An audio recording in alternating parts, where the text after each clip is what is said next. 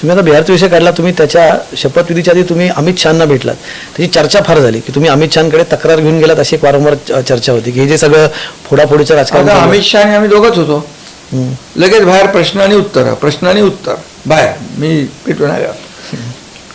अरे बाबा, मी बिहारला चाललो होतो, दिल्लीमध्ये मला काही लोकांना भेटायचं होतं, तिथून अमित भाईंना आम्ही फोन केला आणि मग गेलो. मी त्यांचं अभिनंदन केलं बिहारच्या निवडणुकीसाठी. मी प्रधानमंत्री महोदयांचं फोनवरून अभिनंदन केलं.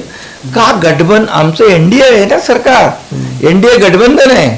मी शिवसेनेचा उपमुख्यमंत्री आहे, तसंच शिवसेना पक्षाचा प्रमुख पण आहे ना.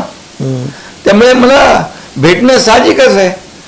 आणि राज्यातले काही छोटे छोटे प्रश्न राष्ट्रीय स्तरावर नेण्याचं काही कारण नसतं.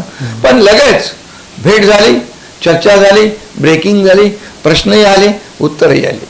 ते काय बोलले, मी काय बोललो. अरे काय असं कमलेशजी, हे असं आता पण फार किती वर्ष राजकारणात